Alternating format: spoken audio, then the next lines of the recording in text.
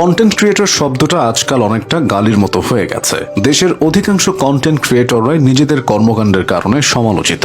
অনেক শিক্ষিত তারকা ও সোশ্যাল ইনফ্লুয়েন্সার বুঝতে পারেন না কোথায় থামতে হবে। এখানেই ব্যতিক্রম আমাদের রিপন মিয়া।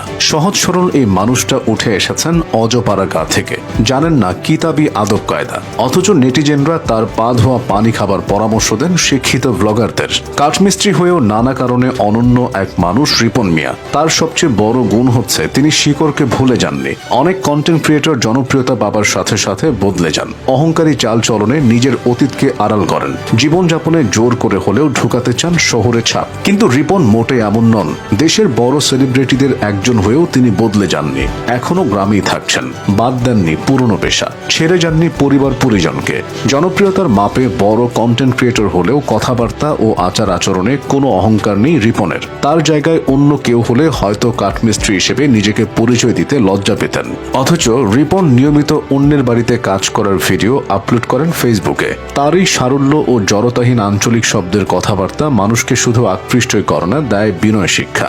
একসময় গ্রামে ভাঙা বাড়িতে অভাব অনটনের দিন কাটত রিপনের, কিন্তু সামাজিক যোগাযোগ মাধ্যমের কল্যাণে আজ তার অভাব ঘুচেছে। সুযোগ হয়েছে দেশ বিদেশে ঘুরে বেড়ানোর, ভালো ভালো খাবার খাওয়ার।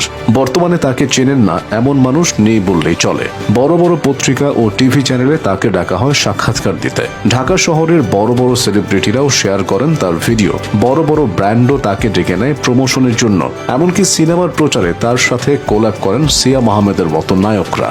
রিপন মিয়া চাইলেই দেশের সকল সেলিব্রিটিদের সাথে সময় কাটাতে ও সেলফিবাজি করতে পারেন, বাসা বাঁধতে পারেন জাদুর শহর ঢাকার বুকে। কিন্তু সময় পক্ষে থাকার পরও তিনি তা করেন না, কেননা তার চাওয়া খুবই সাধারণ। মোহহীন মানুষটা প্রয়োজন ফুরালেই রঙের শহর ছেড়ে ছুটে যান মায়ের মতো গ্রামে। এ বিষয়ে তার সরল স্বীকারোক্তি, শহরে গেলে থাকতে পারি না, দম বন্ধ লাগে। গ্রামে যে মায়া মহব্বত এটা শহরে নেই। শব্দ ও গাড়ি ভালো লাগে না। গ্রামের মানুষগুলোর জন্যই আমি আগের মতো আছি, এমনই থাকতে চাই সব সময়।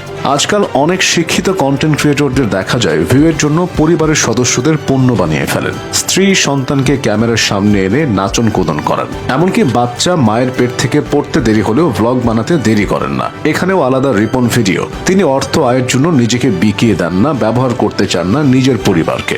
ব্যক্তিগত জীবন আর ভার্চুয়াল জীবন এক করতে তার ভীষণ আপত্তি। অথচ এই বোধটুকু নেই দেশের বড় বড় শিক্ষিত কন্টেন্ট ক্রিয়েটরদের।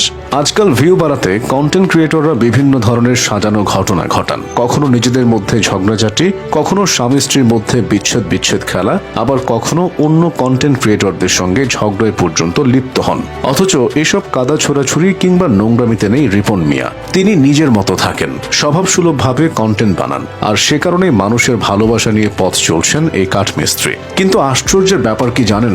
আমরা মানুষকে ভালো থাকতে দিতে চাই না, বরং যে যত ভালো তার পেছনে তত বড় বাস দিতে ব্যস্ত থাকি। তাই রিপন মিয়াকেও ভালো থাকতে দিচ্ছি না। ভিউয়ের নেশায় তার ব্যক্তিগত জীবনে হস্তক্ষেপ করছে। তাদের প্রতি করুণা যারা সাংবাদিকতার নামে সাদামাটা এই মানুষটাকে হেনস্থা করছেন।